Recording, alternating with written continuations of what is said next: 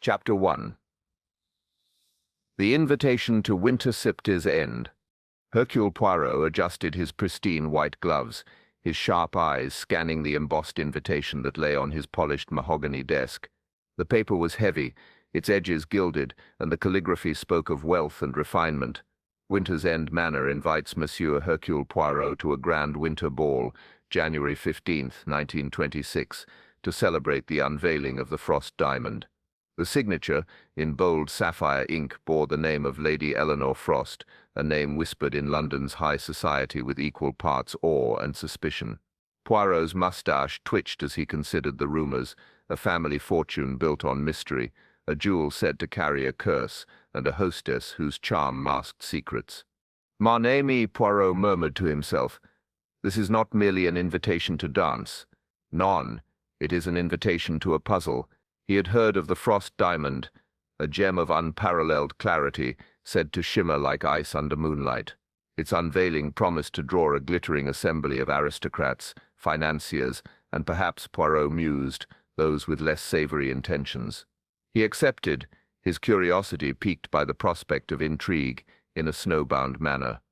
The journey to Winter's End Manor was a study in contrasts. London's grey slush gave way to the pristine snowfields of the countryside, where the train wound through frost-laden hills. Poirot, wrapped in a woolen overcoat, observed the landscape with a painter's eye, trees draped in white, their branches bowing under the weight of winter's embrace. The manor itself, perched atop a hill, was a vision of grandeur. Its stone facade gleamed under a fresh layer of snow, and its tall windows reflected the pale January sun like mirrors of ice. As the car crunched up the gravel drive, Poirot noted the manor's isolation, no village for miles, no escape from the gathering storm clouds. The butler, a wiry man named Grayson with eyes that darted like a cornered fox, greeted Poirot at the entrance. "Monsieur Poirot, welcome," he said, his voice clipped, betraying a nervousness that did not escape the detective's notice. Grayson's hands trembled slightly as he took Poirot's coat, and Poirot filed this observation away as he did all details, no matter how small. The Frosted Ballroom was the heart of the manor, and it took Poirot's breath away. Crystal chandeliers hung like frozen waterfalls, casting prismatic light across walls adorned with intricate ice-blue tapestries. The floor, polished marble, gleamed underfoot, and tables were set with silver and glass that sparkled like snowflakes. At the room's center stood a pedestal, draped in velvet, awaiting the Frost Diamond's grand reveal. Poirot's gaze swept the room, noting the guests already mingling, a baron with a booming laugh, a young heiress whose smile seemed forced, and a financier whose eyes lingered too long on the empty pedestal. Lady Eleanor Frost descended the grand staircase, her gown a cascade of silver silk that shimmered like frost. Her auburn hair was swept up, adorned with a sapphire comb, and her smile was as warm as the room was cold. "Monsieur Poirot," she said, extending a gloved hand, "your presence honors us. I trust the journey was pleasant." "Most pleasant, madame," Poirot replied, bowing slightly, "and this ballroom, sitzt magnifique, a fitting stage for so grand a jewel." Her eyes flickered, a shadow passing over her composed features. "The Frost Diamond is more than a jewel," she said softly. "It is a legacy. But legacies, monsieur, often come with burdens." Poirot nodded, his mind already turning. A legacy, yes, but also a magnet for envy, greed, or worse. He excused himself to mingle, his small, precise steps carrying him through the crowd. He observed the Baron, Lord Reginald Harrow, whose joviality seemed to mask a calculating mind. The heiress, Miss Clara Vane, clutched her champagne flute too tightly, her gaze darting to a tall man in a tailored suit, Mr. Julian Drake, a financier with a reputation for ruthless ambition. A retired colonel, Sir Henry Whitmore, stood near the fireplace, muttering about the diamond's supposed curse. And then there was Grayson, the butler, hovering at the edges, his eyes never still. As servants lit candelabras, the ballroom grew colder, the air sharp with the scent of pine and wax. Poirot's attention was drawn to a whispered argument near the balcony doors.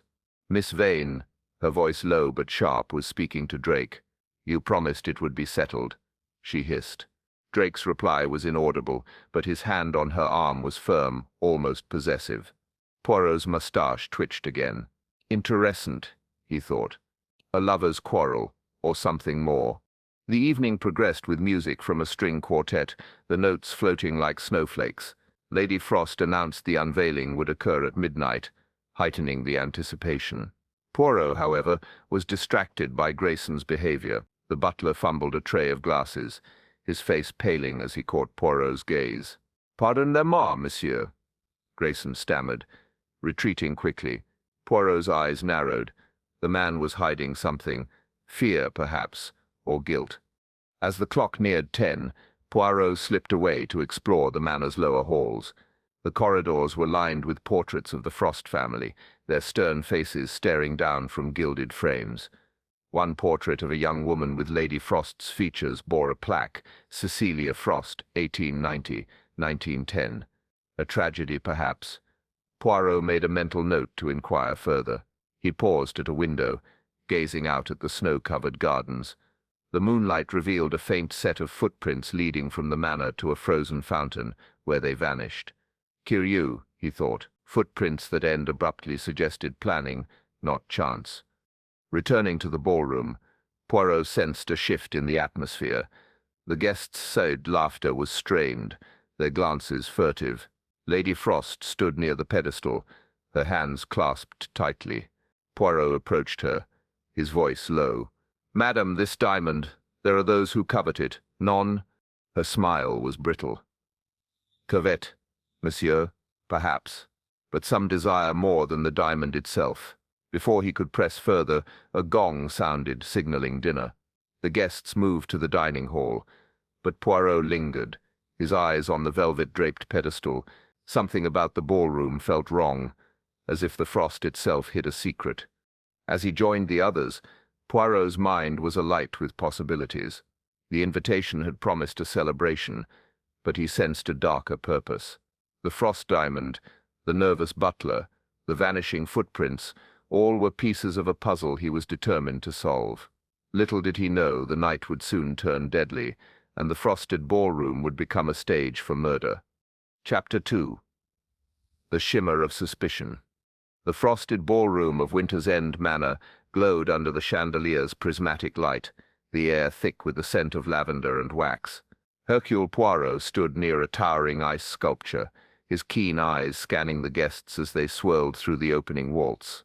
The music, a delicate Viennese melody, did little to mask the undercurrent of tension.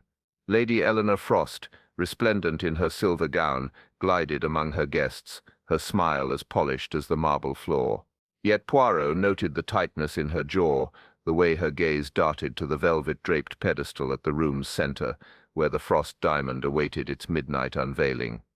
Poirot sipped his champagne, observing the players in this glittering drama. Lord Reginald Harrow, the boisterous baron, laughed too loudly, his hand lingering on the arm of a young widow, Mrs. Beatrice Langston. Miss Clara Vane, the heiress, danced with Julian Drake, the financier, their steps stiff, as if each resented the other's presence. The retired colonel, Sir Henry Whitmore, stood apart, muttering to a dour-faced man. Poirot recognized as Dr. Edmund Pierce, a physician with a reputation for discretion. And then there was Grayson, the butler, weaving through the crowd with a tray, his eyes avoiding Poirot's. The detective's thoughts were interrupted by a subtle shift in the room's energy. The music swelled, and Lady Frost ascended a small dais to address the guests. "My dear friends," she began, her voice clear as a bell, "tonight we unveil the Frost diamond, a treasure that has defined my family for generations." Her words carried warmth, but Poirot caught the flicker of unease in her eyes. At midnight, its brilliance will shine for us all.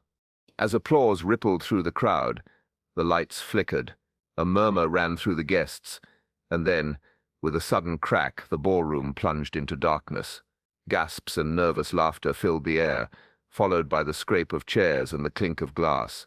Poirot, ever alert, stood still, his ears straining. A faint thud, muffled but distinct, came from the direction of the pedestal. Then, as abruptly as it had gone out, the light returned, bathing the room in a cold, crystalline glow. A scream shattered the moment. Mrs. Langston, standing near the pedestal, pointed with a trembling hand. There, slumped against the velvet drape, was Julian Drake, his tailored suit marred by a spreading crimson stain. An ice pick, its handle gleaming like frost, protruded from his chest. His eyes, wide with shock, stared blankly at the ceiling. The ballroom erupted into chaos. Guests recoiled, glasses shattered, and Lady Frost's face drained of color. "Mon Dieu," Poirot muttered, his mind racing as he stepped forward. "Silence, s'il vous plaît." His voice, sharp and authoritative, cut through the panic. The guests froze, their eyes turning to the small, impeccable man with the waxed moustache. "No one is to leave this room," he declared. "A crime has been committed, and Hercule Poirot will uncover the truth." He approached the body, his movements precise. Drake's lifeless form was sprawled awkwardly, one hand clutching the velvet drape as if he had tried to steady himself. The ice pick was buried deep, suggesting a strike of both force and precision. Poirot's eyes scanned the surrounding floor, a spilled glass, a smudge of lipstick on a napkin, and curiously a single pearl earring glinting under a table.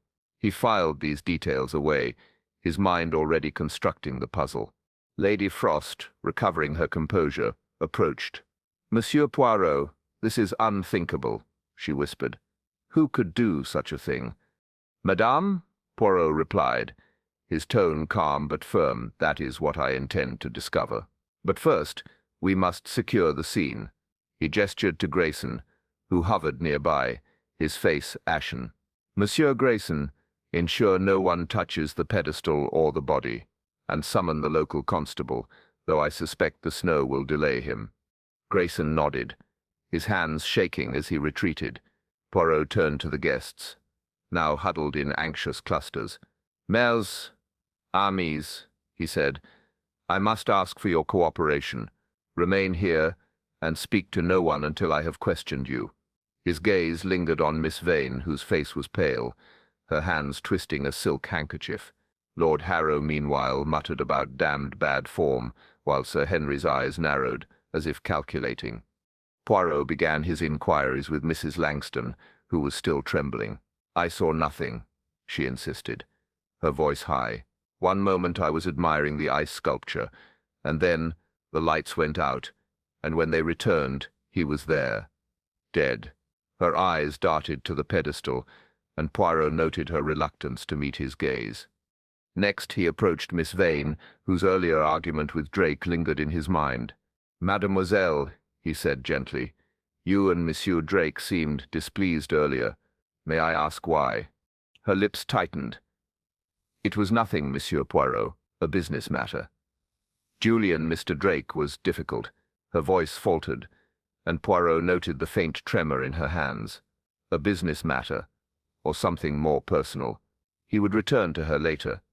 Lord Harrow proved less forthcoming. Drake was a cad, he declared bluntly, always sniffing around for profit. But murder, preposterous. Yet his bluster seemed forced, and Poirot caught a glance he exchanged with Dr. Pierce, who remained silent, his expression unreadable. As Poirot moved through the guests, a pattern emerged. Drake had enemies. His ambition had alienated many from Clara Vane's guarded resentment to Sir Henry's cryptic remark about debts unpaid. But it was Grayson's behavior that intrigued Poirot most. The butler, tasked with guarding the pedestal, seemed overly anxious, his eyes darting to a side door leading to the gardens. Poirot made a mental note to investigate that exit. The frost diamond, still veiled, loomed over the scene, its presence a silent taunt. Poirot approached the pedestal, examining the velvet drape. A faint tear at its edge suggested a struggle, and a single drop of blood, not yet dried, marked the marble base. He glanced at the chandelier above, its crystals catching the light like shards of ice. Had the blackout been an accident, or a calculated diversion? As the clock struck 11, Poirot stepped back, his mind a whirl of observations. The snow outside had thickened, sealing the manor in a cocoon of white. No one could leave, and no help could arrive. The killer, he knew, was among them, hidden in the shimmer of suspicion that now cloaked the ballroom. Poirot's grey cells hummed with purpose. The ice-pick, the pearl earring, the torn drape, these were the threads of a tapestry he would unravel, no matter how cold the trail. Chapter 3. Footprints in the Snow. The frosted ballroom of Winter's End Manor, once a stage for elegance, now pulsed with unease. The body of Julian Drake lay covered by a white sheet, the ice-pick's grim silhouette still vivid in Hercule Poirot's mind. The guests, confined by Poirot's command and the relentless snowstorm outside, whispered in nervous clusters, their eyes darting to the velvet-draped pedestal where the frost diamond remained veiled. Poirot stood near the balcony doors, his gloved fingers tracing the frame as he gazed at the snow-covered gardens beyond. The moonlight, sharp and cold, revealed the faint trail he had glimpsed earlier, footprints leading from the manor into the night. "Mon Dieu," Poirot murmured, his breath fogging the glass. "The snow, it keeps secrets, but it also betrays them." He turned to Grayson, the butler, whose pallor had deepened since the murder. "Monsieur Grayson, these doors, were they locked before the blackout?" Grayson's eyes flickered, his hands twisting a napkin. "Yes, Monsieur Poirot, locked tight. I checked them myself at 9. His voice wavered, and Poirot noted the slight tremble in his shoulders. A lie, perhaps, or merely fear. The detective filed it away, his grey cells already weaving connections. Donning his overcoat, Poirot slipped through the balcony doors, the cold biting at his face. The snow crunched under his polished shoes as he followed the footprints, a single set, deep and deliberate, leading from the manor's edge. The trail wound past bare rose bushes and a frozen pond ending abruptly at a marble fountain, its basin encrusted with ice. Poirot knelt, his eyes narrowing. The footprints vanished, as if the walker had been spirited away. No tracks led onward, no scuffs suggested a return. "Curio," he whispered. "A ghost does not walk in snow." He examined the fountain, its carved cherubs dusted with frost. A faint scrape on the rim caught his eye, a mark too precise for nature. Brushing away snow, he found a small, broken pocket watch, its face cracked, hands frozen at 10:42. The murder had occurred near 10:30 during the blackout. Was this a clue or a distraction? Poirot pocketed the watch, his mind racing. Returning to the manor, Poirot sought out the groundskeeper, Mr. Thomas Reed, a grizzled man with wind-reddened cheeks. Reed was shoveling snow near the stables, his breath steaming in the cold. "Monsieur Reed," Poirot began. "These footprints by the fountain, have you seen anyone in the gardens tonight?" Red Shovel paused, his eyes wary. "No one, sir, not since I locked the gates at dusk. But," he hesitated, glancing toward the manor, "I thought I saw a shadow by the fountain, round 10. Could have been the storm playing tricks." Poirot's mustache twitched. A shadow or the killer. "Next," Poirot questioned the maid, Elsie, a timid girl with wide eyes. She was polishing silver in the pantry, her hands shaking. "Miss Elsie," Poirot said gently, "you were near the ballroom during the blackout, oui? Did you see anyone leave through the balcony doors?" Elsie's gaze dropped. I was fetching candles, sir, but I heard a door creak and someone running. I thought it was Grayson, but it was so dark." Her voice trailed off, and Poirot noted her fear. Was she protecting the butler, or merely confused? Back in the ballroom, Poirot examined the crime scene anew. The sheet over Drake's body was undisturbed, but the marble floor near the pedestal revealed a faint smudge, a partial footprint too small for a man's boot. He crouched, his magnifying glass catching the light. The smudge matched the snow outside, suggesting the killer had re-entered the ballroom. But how, with the doors supposedly locked? Poirot's sipsed attention turned to the guests. Miss Clara Vane sat alone, her face pale, clutching the same silk handkerchief from earlier. "Mademoiselle," Poirot said, approaching, "you were near the pedestal when the lights went out. Did you hear anything unusual?" Her eyes flashed with defiance. "Only the music stopping and people panicking. I was with Mrs. Langston, not near Julian." Her voice cracked on Drake's name, and Poirot noted the pearl earring missing from her left ear. A coincidence, or a connection to the one found under the table? Lord Harrow, meanwhile, was regaling a group with tales of his hunting exploits, but his bravado faltered under Poirot's gaze.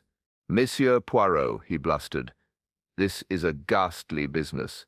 Drake had enemies, but to kill him here, madness."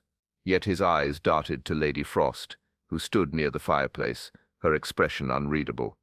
Poirot approached Dr. Pierce, the physician, who was examining a crystal decanter with undue interest. "Doctor," Poirot said, "you were close to the victim during the blackout. Did you notice anything? Perhaps a movement, a sound?" Pierce's face remained impassive. "I was adjusting my cufflinks, monsieur. The darkness was absolute. I heard only the usual chaos of a power outage."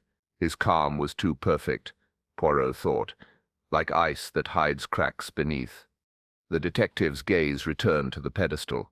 The velvet drape bore a faint crease, as if someone had gripped it tightly. He lifted it slightly, revealing the Frost diamond, a gem so clear it seemed to hold the moonlight itself. Yet something about its placement felt wrong, as if it had been moved. Poirot's fingers brushed the pedestal's base, finding a tiny chip in the marble, fresh and sharp. A struggle, perhaps, or a deliberate act. As the clock neared midnight, the snowstorm howled outside, sealing the manor tighter. Poirot gathered the guests, his voice steady. "Mes amis, the killer is among us.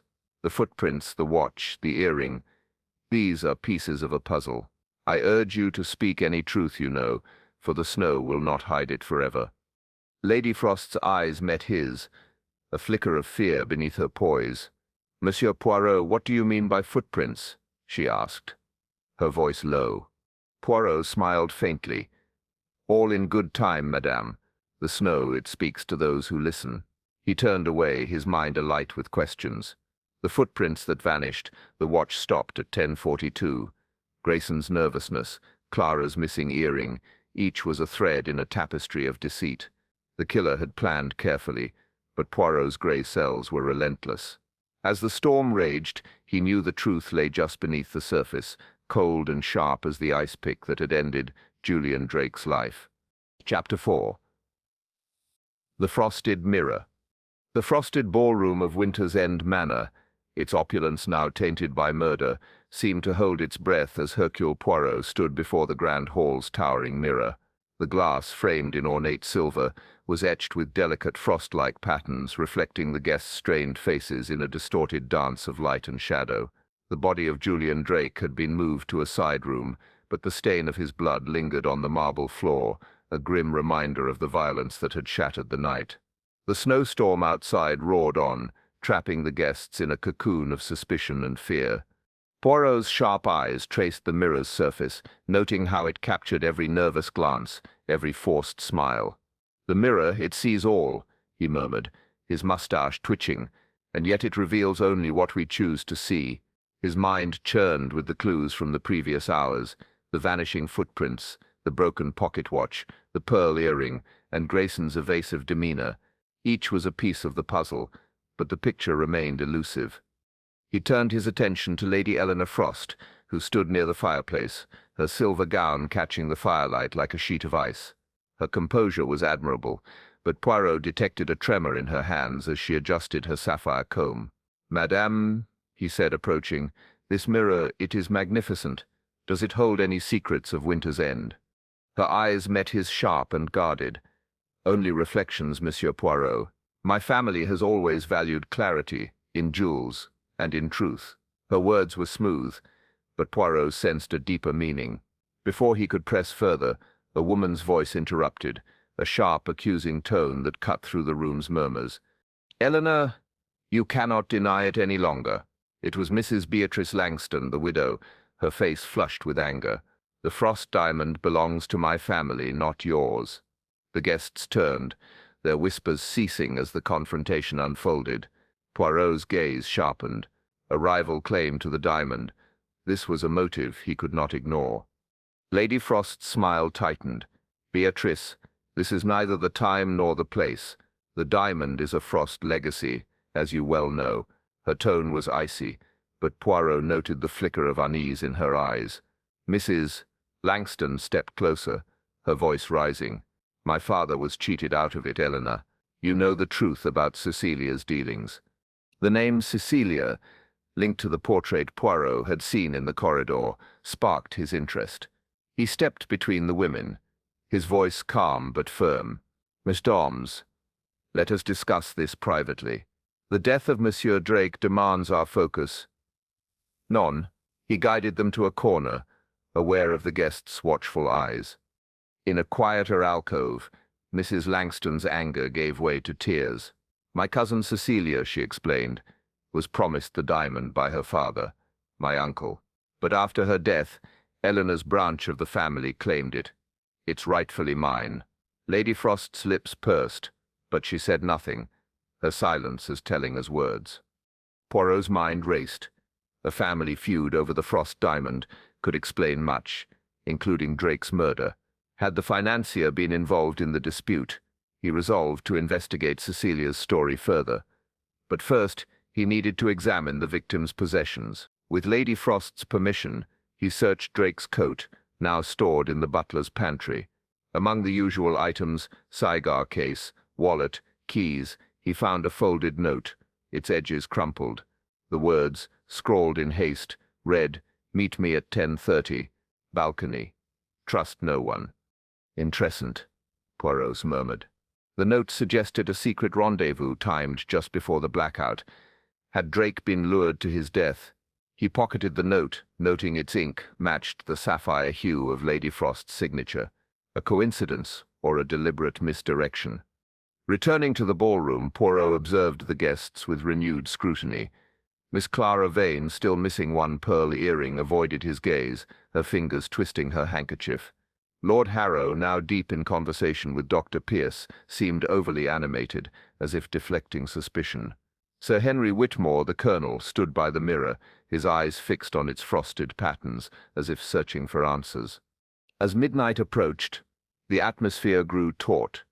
Lady Frost announced a toast to calm the guests, her voice steady despite the earlier confrontation.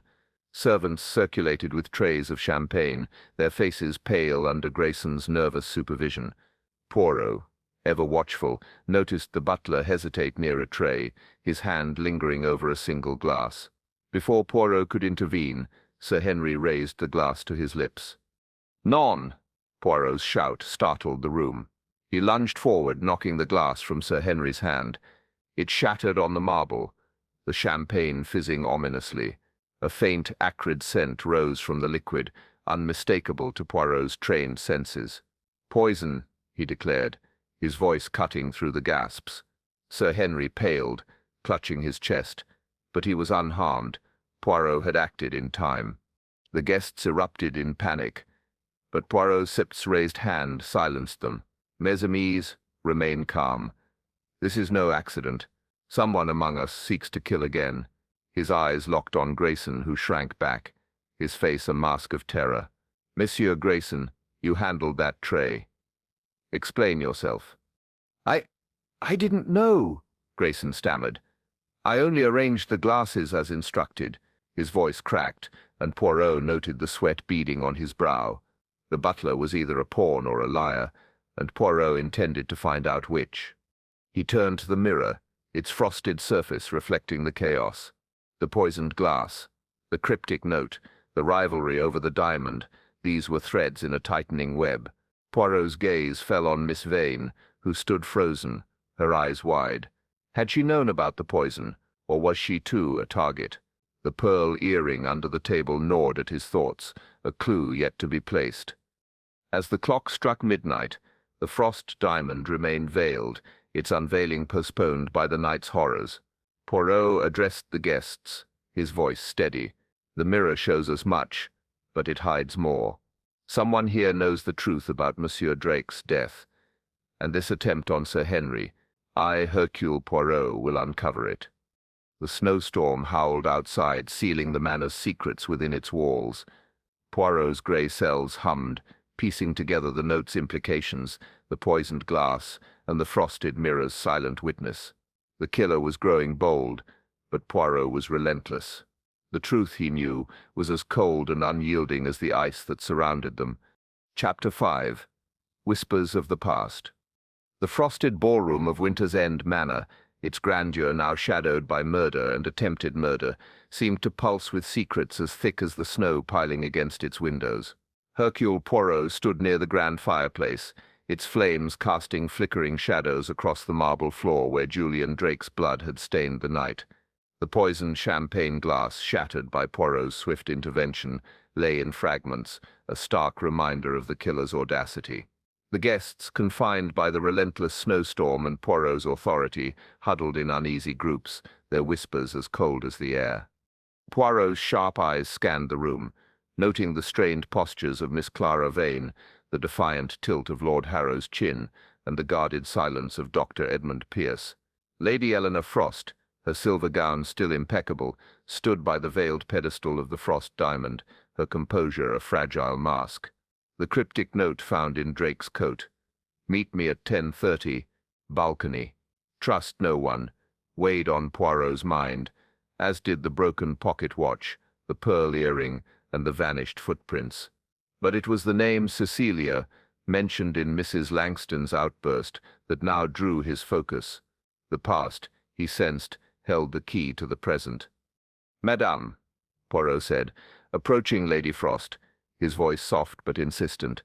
"This Cecilia Frost, whose portrait graces your halls, she is central to this mystery. Non. Tell me of her." Lady Frost's eyes flickered, a shadow passing over her face. "Cecilia was my cousin," she said, her voice low. "She died young in 1910, under tragic circumstances. A scandal followed. But it is old history, Monsieur Poirot." Her tone suggested otherwise, and Poirot's moustache twitched. Old history, he knew, often cast long shadows. Seeking answers, Poirot sought out Sir Henry Whitmore, the retired colonel, whose muttered remarks about a curse had piqued his interest. He found Sir Henry in the manor's library, a cavernous room lined with leather-bound volumes and lit by a single candelabrum. The colonel, his face weathered like old parchment, sat by a window staring at the snow. "Sir Henry," Poirot began, "you spoke of a curse tied to the frost diamond. What do you know of Cecilia's tragedy?" Sir Henry's eyes narrowed, his voice gruff. "The diamond's cursed, monsieur. Everyone knows it. Cecilia was promised to a wealthy suitor, but she fell for a rogue, a thief who coveted the gem. When she died, drowned in that frozen pond out there, rumors spread of foul play. The diamond vanished for years, only to reappear with Eleanor's father. Some say it's tainted by Cecilia's blood." Poirot's mind raced. A thief, a death, a missing diamond, motives for murder could stem from such a tale. "And this thief," he pressed, "do you know his name?" Sir Henry shook his head. "Long gone, or so they say, but the Frosts never recovered. Eleanor's father rebuilt the fortune, but at a cost. Debts, secrets." He trailed off, his gaze distant. Poirot noted the colonel's reluctance to elaborate. Was he hiding something, or merely superstitious? Leaving the library, Poirot explored the manor's lower corridors, where the air grew colder and the portraits of Frost ancestors loomed. Cecilia's portrait, with its haunting resemblance to Lady Frost, drew his eye. The plaque read 1890, 1910, and her painted eyes seemed to plead for justice. Nearby, he found a small alcove with a locked cabinet. Testing the lock, he noticed a faint scratch, a sign of tampering, with a hairpin borrowed from a maid. Poirot opened it, revealing a bundle of yellowed letters. One, dated 1910, spoke of a stolen fortune and mentioned a man named Victor Langston, Mrs. Langston's father perhaps. As Poirot pocketed a letter for later study, he heard a soft footfall. Turning, he saw Elsie, the maid, her face pale. "Monsieur, I didn't mean to pry," she stammered. "I was cleaning, and I found this." She held out a torn glove, its fine leather stained with ink, the same sapphire hue as the note in Drake's coat. It was in the servants' passage near the ballroom. "Merci, Elsie," Poirot said, taking the glove. The ink stain was fresh, suggesting a recent act. Was it the killer's, or another's attempt to mislead? He dismissed Elsie gently, his mind weaving connections. The glove, too large for a woman's hand, pointed to a man, or a deliberate ruse. Returning to the ballroom, Poirot observed the guests at a tense supper, their appetites diminished by fear. The snowstorm howled, rattling the windows, and the chandeliers flickered as if mirroring the guests' unease. Miss Vane, seated beside Mrs.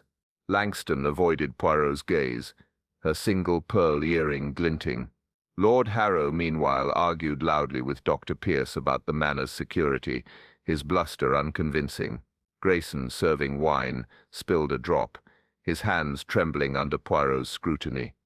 Poirot approached Mrs. Langston, the glove hidden in his pocket. "Madame," he said, "your claim to the diamond. It stems from your father, Victor Langston. What was his role in Cecilia Sept's story?" Mrs. Langston's face tightened. "My father was a partner in the Frost mines, but Eleanor's father cheated him out of his share. The diamond was meant to be his, not theirs." Her voice rose, drawing eyes. Lady Frost across the table stiffened but said nothing. Poirot noted the tension between them, a feud rooted in decades-old betrayal. As supper ended, Poirot slipped away to the servants' passage where Elsie had found the glove. The narrow corridor, cold and dimly lit, connected the ballroom to the gardens. A faint draught suggested a hidden exit, but his search revealed only a locked door, its key missing. The glove, the note, the footprints all pointed to someone familiar with the manor's secrets. Back in the ballroom, Poirot gathered the guests, his voice commanding attention. Amy's, the past whispers to us tonight. Cecilia Frost's tragedy. The diamond's curse. These are not mere stories. Someone here knows more than they say. I urge you to speak, for the snow buries secrets, but it cannot bury the truth." Lady Frost's eyes met his, a mix of fear and defiance. Miss Vane clutched her handkerchief, and Grayson dropped a tray, the crash echoing like a warning. Poirot's grey cells hummed, piecing together the ink-stained glove, the letters, and Cecilia's shadow. The killer was close, their steps as fleeting as footprints in the snow, but Poirot was closer still. Chapter 6. The Chilled Confession. The frosted ballroom of Winter's End Manor, its elegance now marred by the spectre of murder and attempted murder, seemed to tighten its icy grip on the trapped guests. Hercule Poirot stood near the grand fireplace, its warmth doing little to dispel the chill of suspicion that hung in the air. The snowstorm outside raged on, sealing the manor in a white shroud, while the frost diamond, still veiled on its pedestal, loomed like a silent provocateur. The ink-stained glove, the cryptic note, the broken pocket watch, the pearl earring, and the vanished footprints swirled in Poirot's mind, each a thread in a tapestry of deceit. The revelation of Cecilia Frost's tragic past and the family feud over the diamond had deepened the mystery, and now Poirot sensed the killer was growing desperate. The guests, gathered for a tense supper, picked at their plates, their eyes darting between one another. Lady Eleanor Frost, her silver gown catching the candlelight, maintained a brittle poise, but Poirot noted the tightness in her jaw. Miss Clara Vane, her single pearl earring glinting, sat rigid, her gaze avoiding the detectives. Lord Reginald Harrow's forced joviality grated, while Dr. Edmund Pierce's calm demeanour seemed too calculated. Sir Henry Whitmore, still shaken from the poisoned champagne incident, muttered about curses. Grayson, the butler, moved like a shadow, his hands trembling as he poured wine. Poirot's attention was drawn to Mrs. Beatrice Langston, whose earlier outburst about the diamond's ownership had exposed a family rift. Her face was pale, her eyes red-rimmed, as if she carried a burden beyond her public grievance. "Madame Langston," Poirot said, approaching her as the meal concluded, "you seem distressed. Is there something you wish to share with Hercule Poirot?" Her lips trembled, and she glanced around, ensuring no one was near. "Monsieur Poirot," she whispered. I must confess, I took something from Julian Drake's room last week. A letter. It wasn't murder, I swear. I only wanted proof of his schemes." Her voice broke, and tears spilled down her cheeks. Poirot's eyes narrowed, his voice gentle but probing. "A letter, madam. What did it contain?" "It was from Julian to someone in London," she said. her voice barely audible. He was blackmailing them, threatening to expose a secret about the diamond sept's origins. I thought it would help my claim, but I burned it when I heard he was dead. I was afraid. Poirot Sipt's moustache twitched. Blackmail, a motive as old as crime itself. And this secret, madame, do you know its nature? She shook her head. Only that it involved Cecilia's death and the diamond. I didn't read it all. Oh, monsieur, I'm no killer. Her desperation rang true, but Poirot reserved judgment. A burned letter was convenient, and her fear suggested more than mere theft. He excused himself, his mind racing. Drake's blackmail could explain his murder, but who was his target? Lady Frost, with her guarded demeanor. Miss Vane, whose tension with Drake was palpable, or another guest, hiding behind a mask of propriety. Poirot decided to observe the supper's end, where the guests' interactions might betray further clues. As the meal concluded, the servants cleared the tables, and Poirot noticed something peculiar. The ice sculptures, carved into swans and roses, glistened under the chandeliers, but one, a delicate dove near the pedestal, melted unevenly, its left wing drooping as if exposed to heat. Poirot approached, his magnifying glass in hand. The ice was pitted, and a faint residue, almost imperceptible, clung to its base. He scraped a sample with a pocket knife, detecting a chemical scent. Had someone tampered with the sculpture, perhaps to hide evidence? He summoned Grayson, whose nervousness had not abated. Monsieur Grayson, Poirot said, his tone sharp, this sculpture, why does it melt so strangely? Have you noticed anything unusual in its upkeep? Grayson's eyes widened, his hands twisting his apron. I don't know, monsieur. The ice comes from the ice house, prepared yesterday. I only oversee the servants, not the sculptures themselves. His voice cracked, and Poirot noted his glance toward the balcony doors.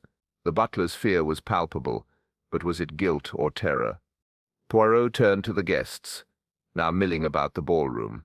Miss Vane stood near the frosted mirror, her reflection revealing a flicker of panic as Lord Harrow approached her.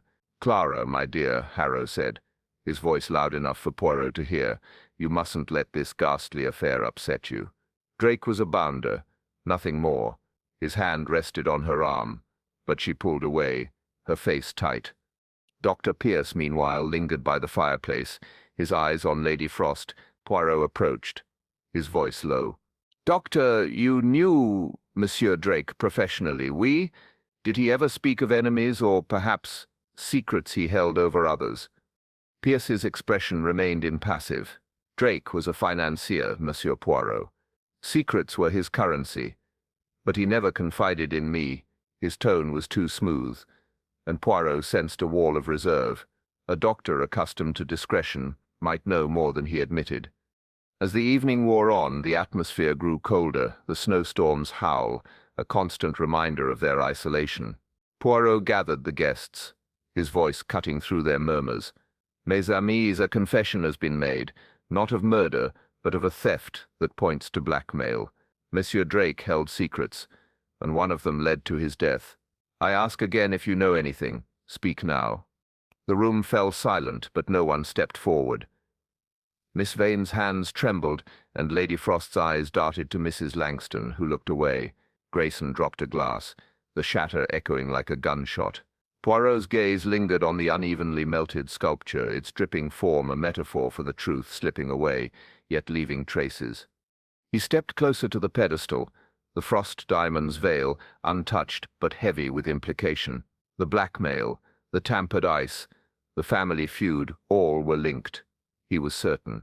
The killer was among them, their confidence shaken by Poirot's persistence.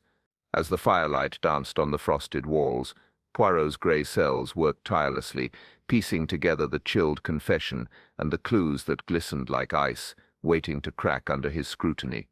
Chapter 7. Shadows on Ice. The frosted ballroom of Winter's End Manor, its crystalline beauty now a backdrop to murder and deceit, seemed to hum with secrets as the snowstorm raged outside.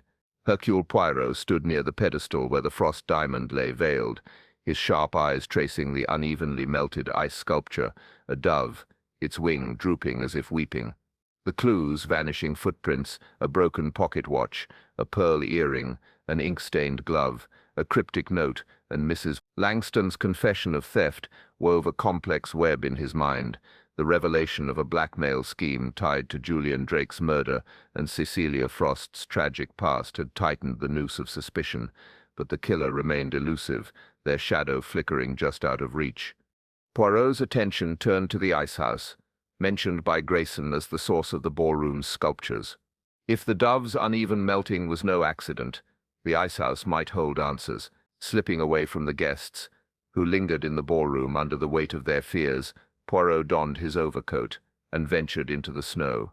The path to the ice house, a stone structure half buried in a drift, was treacherous, the wind biting at his face. The door, heavy and rusted, creaked as he pushed it open, revealing a cavernous space lit by a single lantern. Blocks of ice gleamed like glass, stacked against walls that exhaled cold. Poirot's eyes scanned the room, noting a workbench cluttered with tools, chisels, saws, and a small brazier, its coals long cold. A faint scuff on the floor drew his attention to a wooden panel, slightly ajar. With careful fingers, he pried it open, revealing a hidden compartment. Inside lay a bundle of letters, tied with a faded ribbon. The topmost, dated 1910, was addressed to Cecilia Frost in a bold hand. The words, though faded, were clear. "My dearest, our secret must remain buried, lest it destroy us both. Meet me at the fountain." The signature was smudged, but the initials, VL, stood out. Victor Langston, Mrs. Langston's father. An affair, perhaps, tied to Cecilia's death and the diamond's disappearance. Poirot pocketed the letters, his mind racing. An affair could explain the family feud, the blackmail, and even Drake's murder if he had uncovered this secret. But why hide the letters in the ice house? And who had access? He examined the compartment further, finding a trace of the same chemical residue he had detected on the melted sculpture. Someone had been here, tampering with evidence, and recently. As he emerged from the ice house, the storm's howl was drowned by a piercing scream from the manor. Poirot hurried back, his shoes slipping on the snow. In the ballroom, chaos reigned. A massive chandelier, its crystals glittering like shards of ice, had crashed to the floor, missing Lord Reginald Harrow by inches. The Baron stood trembling, his face pale as the guests crowded around. "It fell," he gasped. "I was standing right there." Poirot's eyes narrowed as he examined the wreckage. The chandelier's chain, thick and iron, bore clean cuts, sabotage, not accident. He climbed a ladder to inspect the ceiling mount, finding fresh scratches and a loosened bolt. "Mon Dieu," he murmured. This was meant to kill. The timing, so soon after the poisoned champagne, suggested a killer desperate to silence someone, Harrow perhaps, or a warning to all. He turned to the guests, his voice commanding silence. "Mes amis, this is no coincidence. Someone among us seeks to eliminate a threat. Lord Harrow, what do you know that makes you a target?" Harrow's bluster faltered. I know nothing, Poirot. I'm just a guest, here for the diamond's unveiling." His eyes darted to Miss Clara Vane, who stood clutching her handkerchief, her single pearl earring catching the light. Poirot noted the glance, suspecting a connection between them. Approaching Lady Frost, Poirot lowered his voice. "Madame, these letters from the ice house, they speak of Cecilia, and a man, perhaps Victor Langston. What can you tell me of their relationship?" Lady Frost's face tightened, her sapphire comb glinting as she turned away. Victor was a business partner, nothing more. Cecilia was reckless. Her choices brought shame to us all. Her words were clipped, but Poirot sensed a deeper truth. Was she protecting the family's honor, or her own secrets? He sought out Grayson, who hovered near the servants' steps passage, his nervousness palpable. "Monsieur Grayson," Poirot said, "you mentioned the ice house. Who prepares the sculptures, and who has access to its tools?" Grayson's hands twisted his apron. "The groundskeeper, Mr. Reed, and I oversee the ice, monsieur, but anyone could have slipped in. The door's never locked." His eyes avoided Poirot's, and the detective noted his fear. Grayson knew more, but fear held his tongue. "Poirot insists. Gaze shifted to Dr. Pierce, who stood calmly by the frosted mirror, observing the chaos.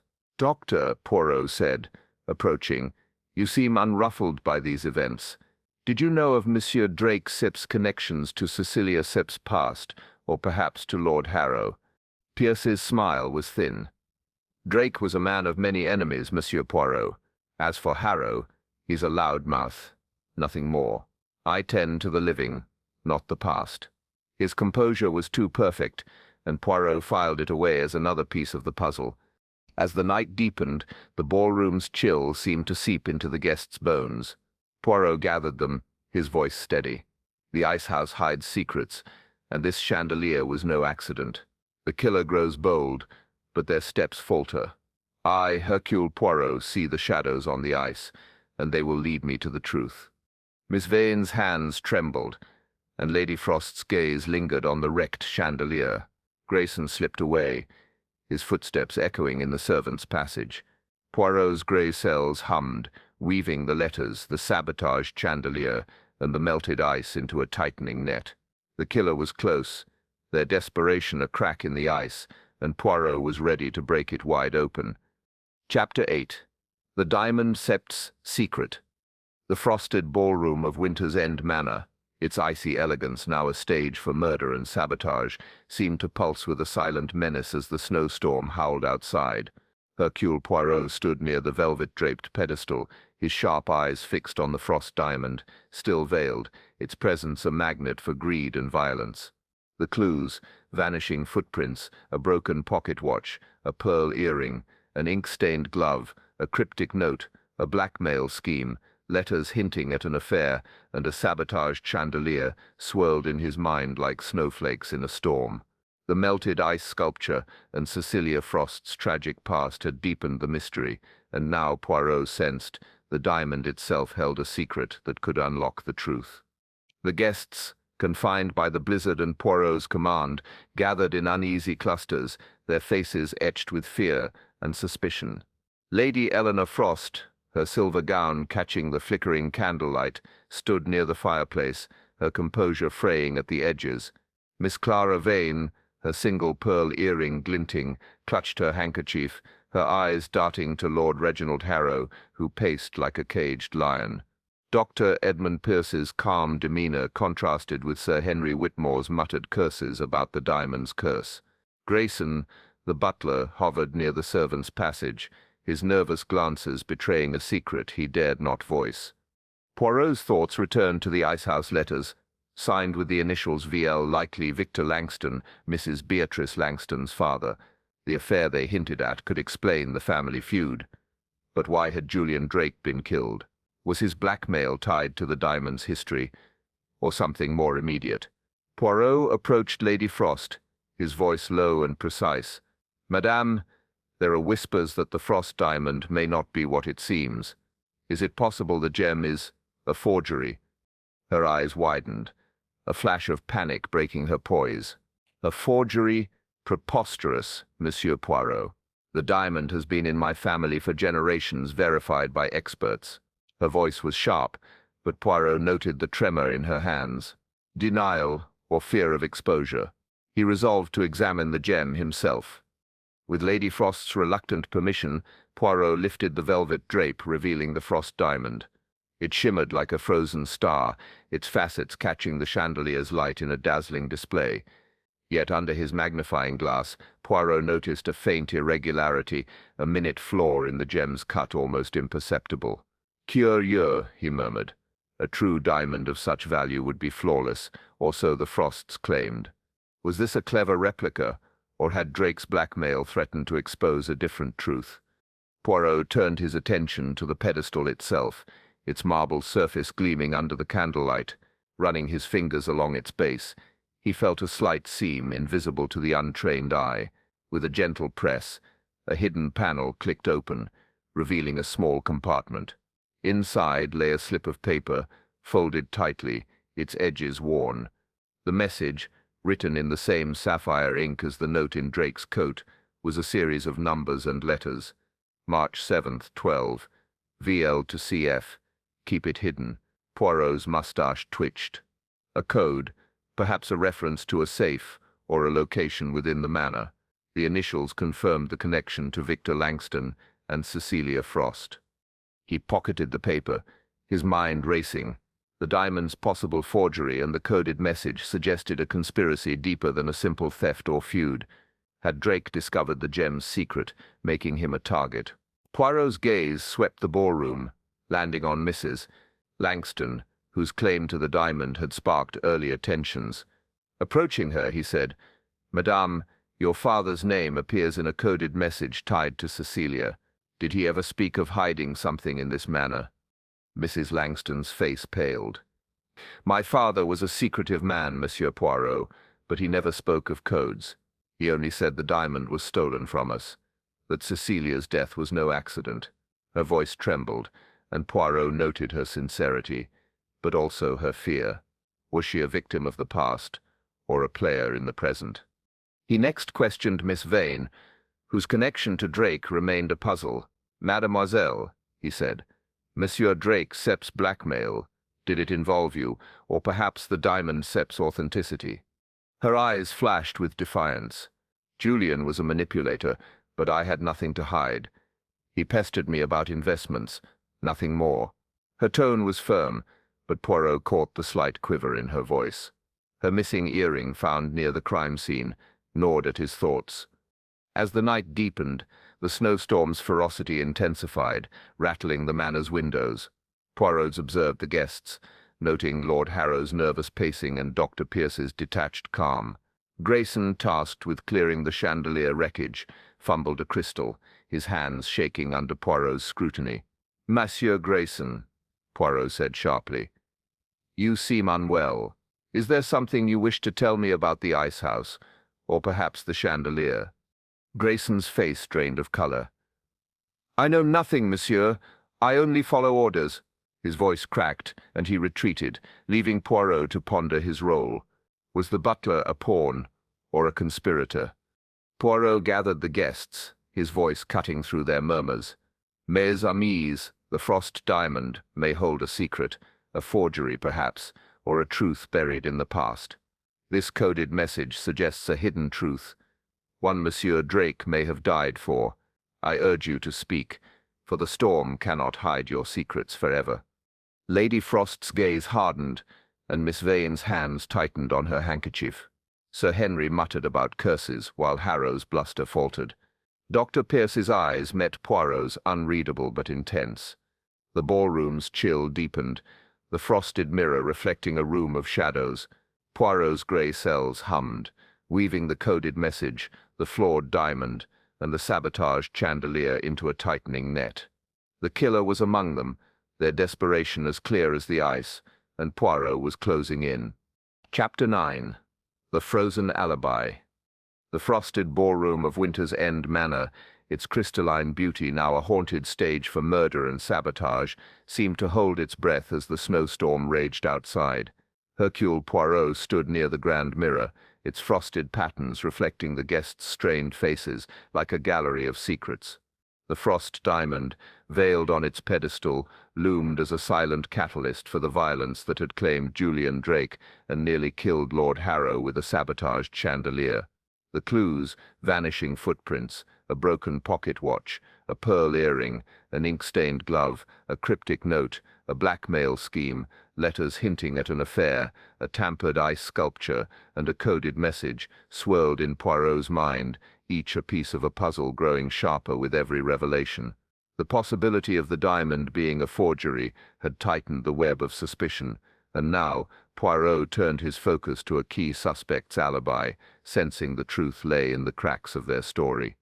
The guests, trapped by the blizzard and Poirot's unyielding scrutiny, gathered in the ballroom, their nerves frayed. Lady Eleanor Frost, her silver gown a stark contrast to her pale face, stood near the fireplace, her eyes guarded.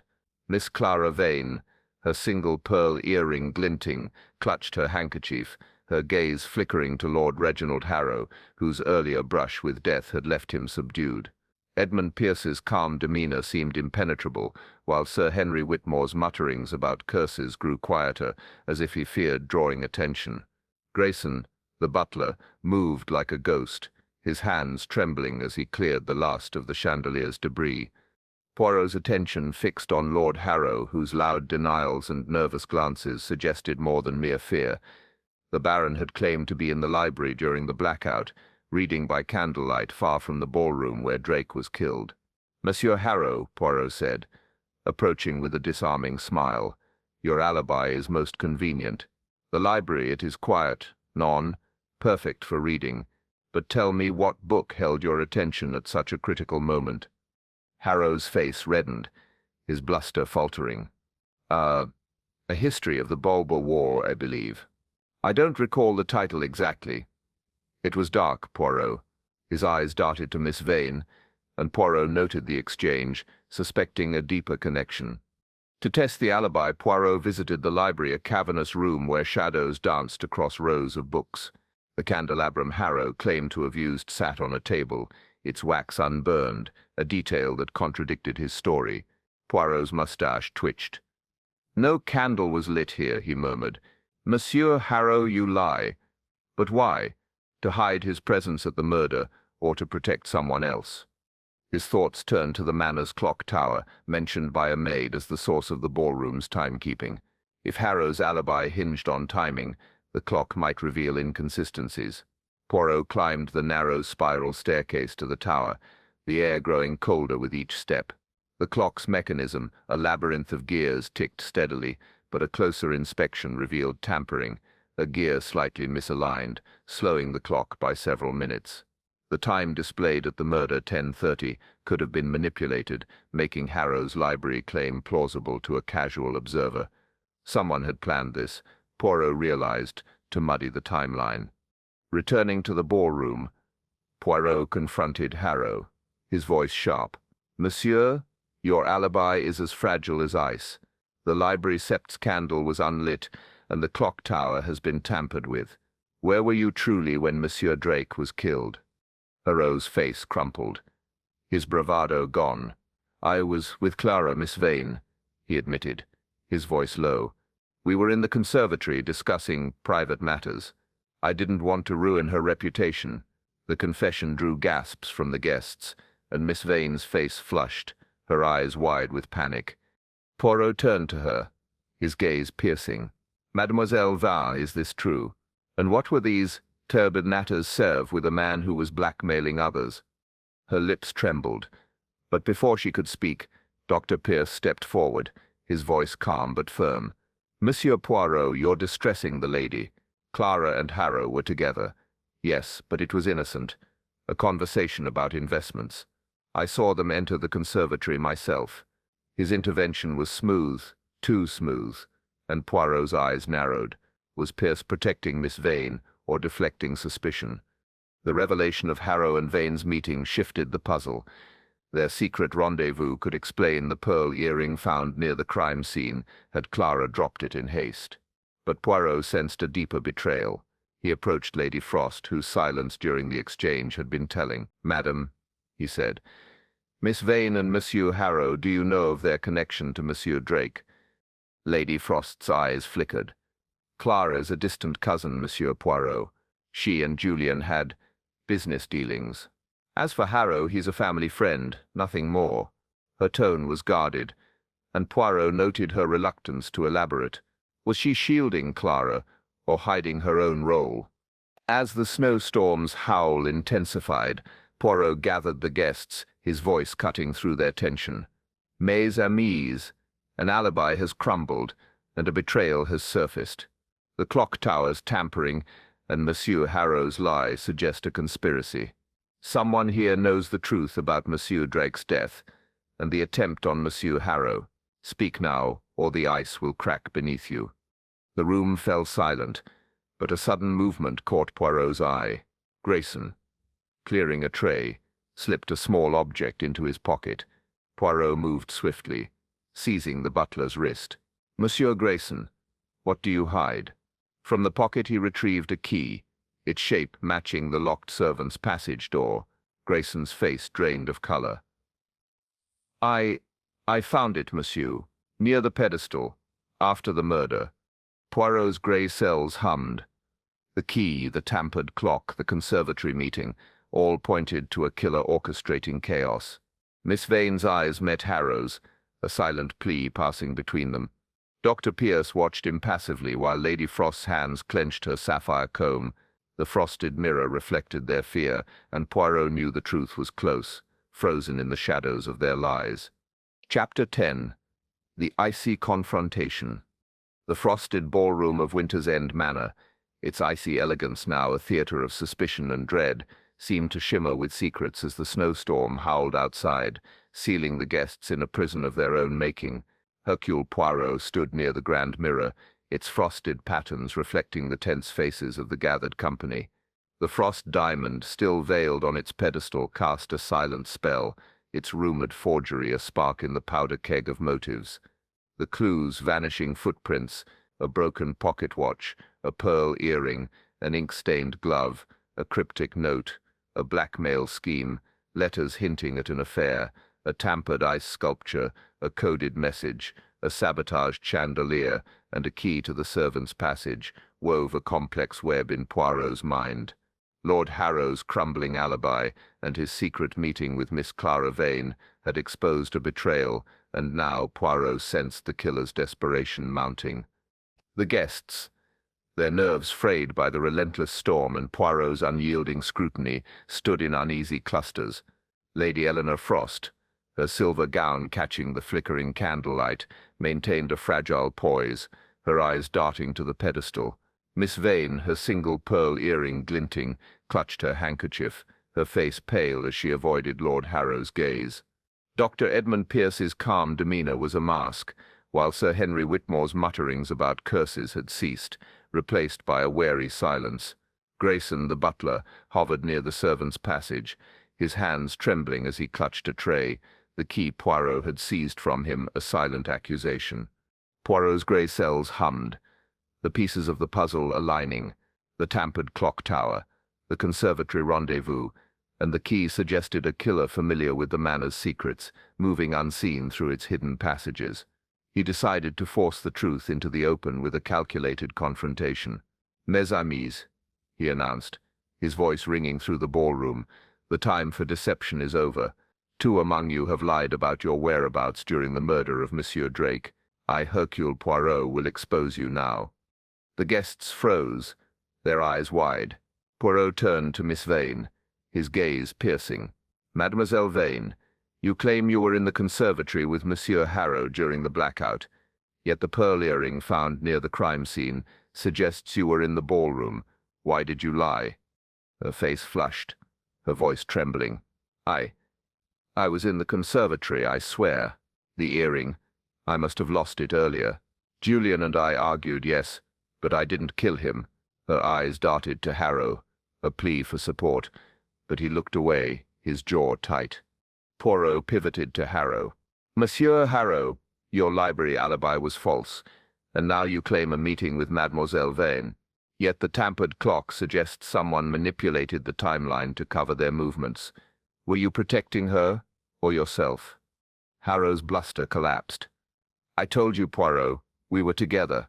I lied about the library to spare Clara's reputation. That's all." His voice cracked, and Poirot noted the sweat beading on his brow. The Baron's fear was genuine, but was it fear of discovery or of the killer? The guests murmured, their tension palpable. Dr. Pierce stepped forward, his voice smooth. "Monsieur Poirot, you're stirring panic. Clara and Harrow's story holds. I saw them enter the conservatory. Focus on the real killer, not lovers' secrets." His defense was too quick, and Poirot's eyes narrowed. Was Pierce shielding Vane, or deflecting suspicion? Before Poirot could press further, a faint creak echoed from the ballroom's edge. His head snapped toward the sound, his instincts sharp. Near the servants' passage, a rug lay slightly askew, its corner curled. Poirot knelt, his fingers brushing the marble floor, and found a hidden seam. With a gentle tug, he lifted a trap door, revealing a narrow staircase descending into darkness. A draught of cold air rose, carrying the scent of damp stone. "Mon Dieu," he murmured. "An escape route, perhaps used by our killer."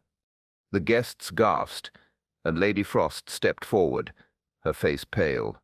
"That passage leads to the cellars," she said, her voice tight. "Its set's been locked for years." "How did you know?" Poirot smiled faintly. "The little grey cells, madam. They see what others overlook." He descended a few steps, his flashlight revealing scuff marks and a faint trail of mud, recent, suggesting someone had used the passage during the blackout. The key from Grayson's pocket, he realized, might unlock more than the servants' passage. He returned to the ballroom, his voice commanding. "This trapdoor changes everything." The killer moved unseen, perhaps to the gardens where the footprints vanished. "I accuse not only Mademoiselle Vane and Monsieur Harrow of lying, but someone else of using this passage to strike." Grayson dropped his tray, the crash echoing like a gunshot. "I didn't know about the trapdoor," he stammered. His eyes wild. "I found the key. I swear." Poirot's gaze lingered on him, noting his terror. The butler was either a victim or a masterful liar. Poirot turned to Lady Frost. "Madame, who else knew of this passage?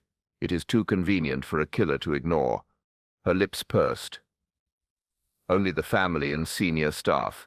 My father sealed it after Cecilia's death. I thought it forgotten." Her hesitation suggested more, and Poirot filed it away. As the snowstorm's howl intensified, a new clue emerged. Near the trap door, half hidden under the rug, lay a torn cufflink, engraved with the initial. Poirot's eyes flicked to Dr. Pierce, whose cufflinks gleamed in the candlelight. "One missing." "Doctor," Poirot said, holding up the cufflink. "Care to explain this?" Pierce's calm faltered, his voice sharp. "I lost it days ago, Poirot. Anyone could have placed it there." His denial was swift, but Poirot sensed a crack in his armor. The ballroom sip's chill deepened, the frosted mirror reflecting a room of shadows. Poirot gathered the guests, his voice resolute. "The trapdoor, the cufflink, the lies, these are the ice cracking beneath the killer sept's feet. I am close, mes amis, and the truth will not remain hidden." Miss Vane's hands trembled. Harrow's face was ashen, and Pierce's eyes burned with defiance. Lady Frost clutched her sapphire comb, while Grayson shrank into the shadows. Poirot's grey cells hummed, the trapdoor, a new thread in the tapestry of deceit, leading him ever closer to the killer's icy heart. Chapter 11. The Cold Truth. The frosted ballroom of Winter's End Manor, its icy splendor now a stage for betrayal and murder, pulsed with an electric tension as the snowstorm howled outside, sealing the guests in a crucible of suspicion. Hercule Poirot stood at the center of the room, his small, impeccable figure commanding attention as the candlelight danced across the frosted mirror. The frost diamond, veiled on its pedestal, seemed to mock the chaos, its rumored forgery a spark in the powder keg of motives. The clues, vanishing footprints, a broken pocket watch, a pearl earring, an ink-stained glove, a cryptic note, a blackmail scheme, letters hinting at an affair, a tampered ice sculpture, a coded message, a sabotaged chandelier, a key and a trap-door, formed a tapestry of deceit in Poirot's mind. The confrontation with Miss Clara Vane and Lord Reginald Harrow had exposed lies, and Dr. Pierce's missing cufflink hinted at deeper involvement. Now Poirot was ready to unveil a critical piece of evidence to crack the case wide open. The guests, their nerves frayed by the relentless storm and Poirot's unyielding scrutiny, stood in a tense semicircle. Lady Eleanor Frost, her silver gown shimmering like ice, clutched her sapphire comb, her eyes guarded. Miss Vane, her single pearl earring glinting, twisted her handkerchief, her face pale. Lord Harrow's bravado had crumbled, his hands fidgeting. Dr. Pierce's calm facade showed faint cracks, while Sir Henry Whitmore's silence was heavy with fear. Grayson, the butler, lingered near the servants' passage, his trembling hands betraying his dread. Poirot raised a gloved hand, his voice cutting through the murmurs. "Mes amis, the time for half-truths is over. I have found a piece of evidence that points to the heart of this crime." From his pocket, he produced a blood-stained handkerchief, its white silk marred by crimson streaks, embroidered with the initial C. The guests gasped, and Miss Vane's face drained of color. This was found in a guest's room, hidden in a drawer. It bears the blood of Monsieur Julian Drake. Mademoiselle Vane, this Sikh. It is yours, non? Clara Sipt's eyes widened, her voice trembling. That Sipt's not mine. I swear, Monsieur Poirot, I didn't Sipt kill him. Her panic was palpable, but Poirot Sipt's gaze remained steady. Then how did it come to be in your room, mademoiselle? And why does it match the handkerchief you clutch so tightly? Lord Harrow stepped forward, his voice hoarse. Leave her alone, Poirot. Clara's no killer. Someone must have planted it. His defense was fervent, but Poirot noted his glance toward Dr. Pierce, whose expression remained unreadable. Poirot turned to the guests, his voice measured, but relentless. Let us reconstruct the night of the murder. Monsieur Drake was lured to the ballroom by a note stabbed with an ice pick during the blackout, and the killer escaped through the trapdoor to the cellars, leaving footprints that vanished at the fountain. The tampered clock tower muddied the timeline, and the sabotaged chandelier and poisoned champagne suggest a killer desperate to silence others. But the handkerchief. This is the key. It was not merely dropped. It was hidden to incriminate or to protect. He paced before the pedestal, his eyes scanning the room. The blackmail scheme, tied to Cecilia Frost's affair and the diamond's possible forgery, points to a motive rooted in the past. Monsieur Drake knew too much, perhaps about the diamond or the Langston Frost feud. The handkerchief, the earring, the cufflink, all suggest a conspiracy, not a lone act.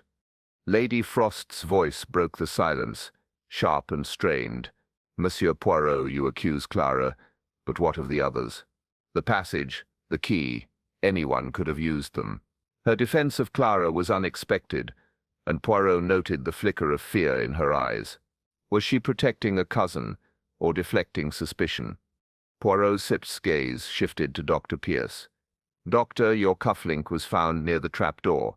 You claim it was lost, but your calm suggests a man accustomed to secrets.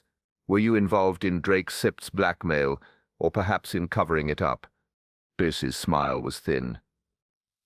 You overreach, Poirot. I'm a physician, not a conspirator. The cufflink means nothing. His denial was smooth, but Poirot sensed a crack in his composure. As the tension mounted, Grayson's nerve broke with a sudden cry. He bolted for the servants' passage, his footsteps echoing on the marble. Non!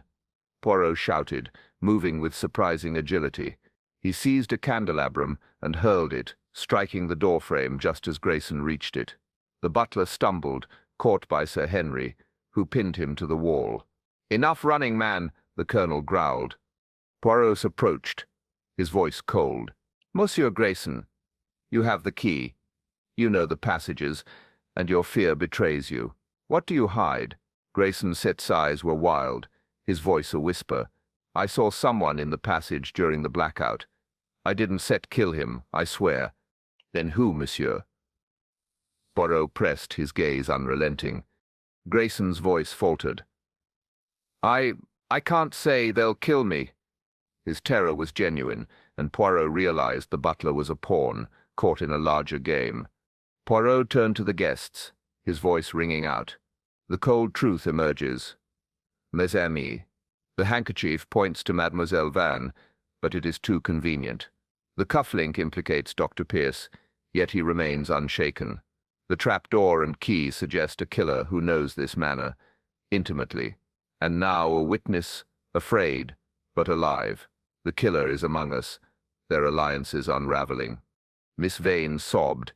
Harrow's face was ashen, and Pierce's eyes narrowed. Lady Frost's hands trembled, her sapphire comb slipping to the floor.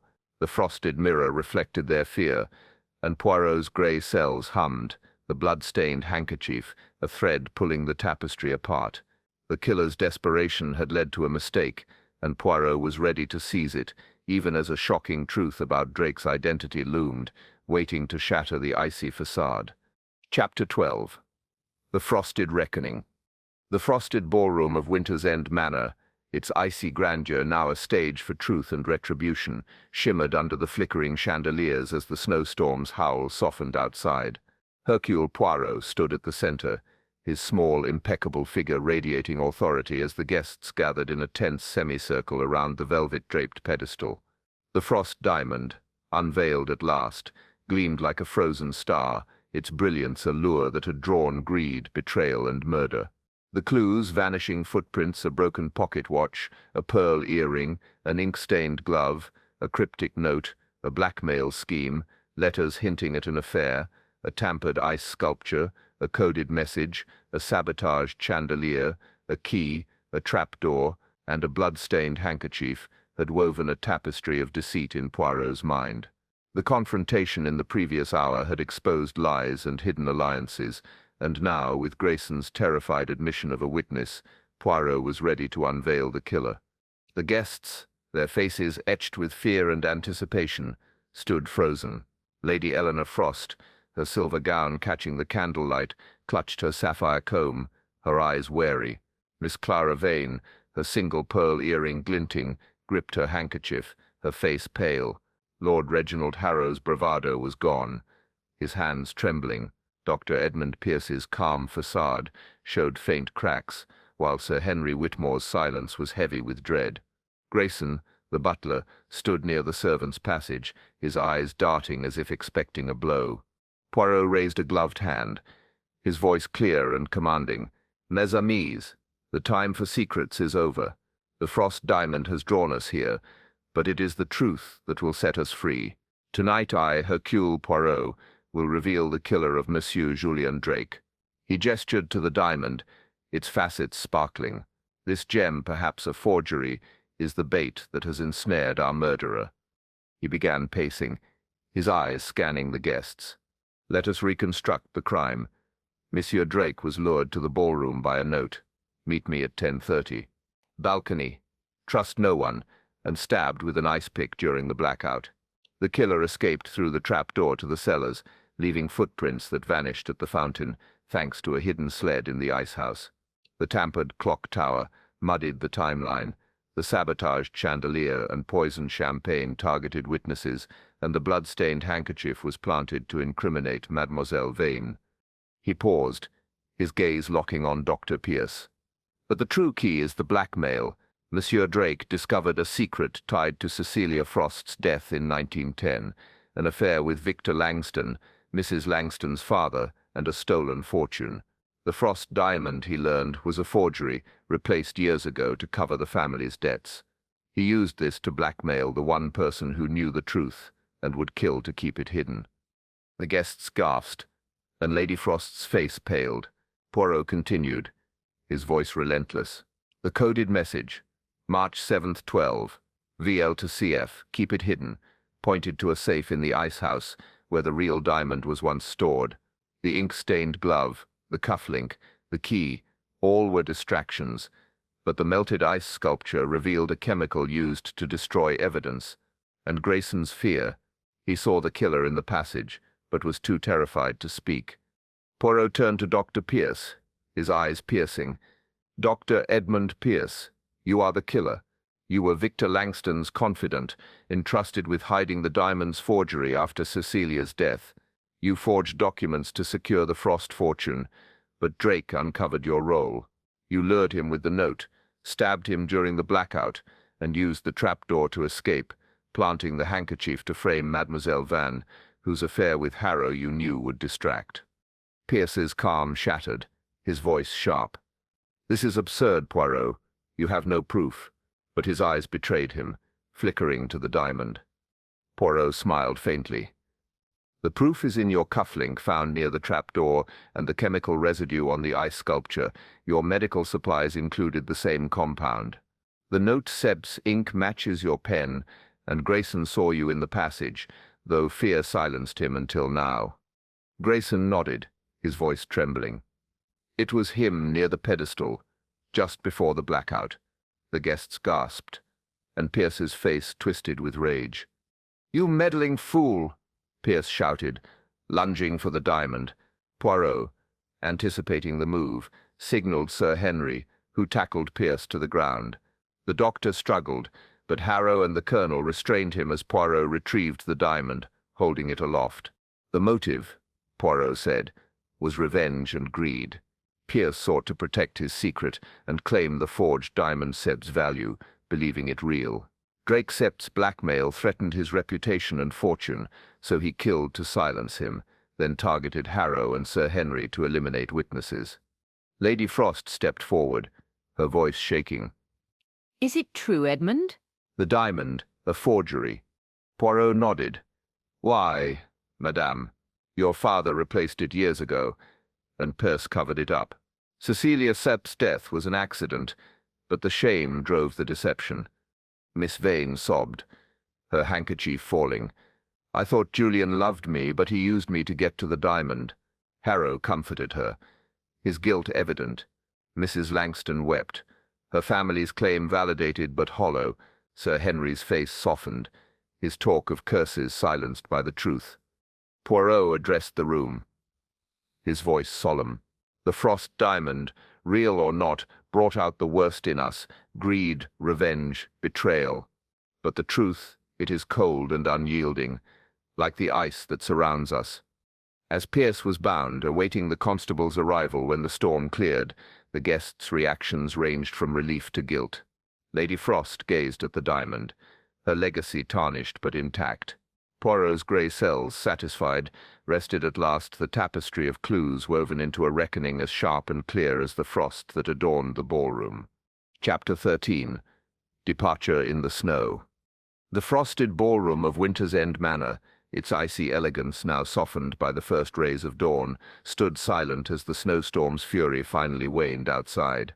The chandeliers, no longer flickering with menace, cast a gentle glow across the marble floor, where the stains of Julian Drake's blood had been scrubbed away. The Frost diamond, revealed as a forgery in the dramatic unmasking of Dr. Edmund Pierce as the killer, lay locked in a safe, its allure dimmed by the truth. Hercule Poirot, his impeccable suit as pristine as ever, stood near the grand mirror, its frosted patterns reflecting a room cleansed of secrets. The clues, vanishing footprints, a broken pocket watch, a pearl earring, an ink-stained glove, a cryptic note, a blackmail scheme, letters hinting at an affair, a tampered ice sculpture, a coded message, a sabotaged chandelier, a key, a trapdoor, and a blood-stained handkerchief had been woven into a tapestry of justice, exposing Pierce's motives of revenge and greed. The guests, their faces a mix of relief and exhaustion, gathered their belongings as the snowplow's distant rumble signaled the manor's reconnection to the world. Lady Eleanor Frost, her silver gown replaced by a sombre grey coat, stood by the fireplace, her sapphire comb tucked away, her eyes heavy with the weight of her family's tarnished legacy. Miss Clara Vane, her single pearl earring now paired with its mate, sat quietly, her handkerchief folded neatly, her heart bruised by Drake's betrayal. Lord Reginald Harrow, his bravado replaced by humility, lingered near her, offering quiet support. Sir Henry Whitmore, his talk of curses silenced, prepared to depart, his face etched with gratitude for Poirot's intervention. Grayson the butler moved with new-found steadiness, his fear lifted by the truth, though his role as a reluctant witness lingered in his eyes. Poirot, his grey cells at rest, surveyed the scene with a quiet satisfaction. The case had been a puzzle of human frailty, greed, love, betrayal, and the shadows of a past that refused to stay buried. Pierce, now bound and awaiting the constable's arrival, had confessed fully under Poirot's relentless questioning, his role in hiding the diamond's forgery after Cecilia Frost's accidental death, his blackmail by Drake, and his desperate acts to silence witnesses. The trap-door, the tampered clock, the chemical on the ice sculpture, all were his tools, wielded with a physician's precision, but undone by Poirot's sharper mind. As he prepared to leave, Poirot was approached by Miss Vane, her eyes red but resolute. "Monsieur Poirot," she said softly, "I owe you an apology. I lied about my meeting with Lord Harrow, and I let Julian manipulate me. I thought he loved me, but he only wanted the diamond's secret. Can I ever redeem myself?" Poirot's moustache twitched, his voice gentle but firm. "Mademoiselle, the heart, it is easily swayed, but redemption lies in truth. You have faced your mistakes, and that is the first step. Live with honesty, and the past will not define you." His words, simple yet profound, brought a flicker of hope to her eyes. She nodded, clutching her handkerchief, and stepped away, her shoulders a little lighter. Lady Frost approached next, her face a mask of resignation. Monsieur Poirot, Giuseppe saved us from further tragedy, but at a cost. The Frost name is tarnished, the diamond a lie. How do I go on? Poirot's eyes softened. Madame, a legacy is not in jewels, but in integrity. Your family's past is a shadow, but you can build a future of light. Begin anew with truth. As your guide, she nodded, her lips trembling, and turned to face the manor, as if seeing it for the first time. As the guests dispersed, Poirot stepped onto the manor's snow-covered drive, the air crisp and clear. The snowplows had carved a path, and a car awaited to take him back to London. He paused, gazing at the manor's stone facade, its windows no longer mirrors of secrets, but portals to a cleansed truth. The footprints he had followed to the fountain, now buried under fresh snow, seemed a metaphor for the case, fleeting yet revealing when pursued with care. Sir Henry, bundled in a heavy coat, approached, his voice gruff but sincere. "Poirot, you're a marvel. Saved my life with that champagne business. If ever you need a friend, I'm your man." Poirot bowed slightly, his smile faint. "Monsieur." "But it is the little grey cells that do the work." Grayson, standing by the entrance, offered a timid nod. "Thank you, monsieur.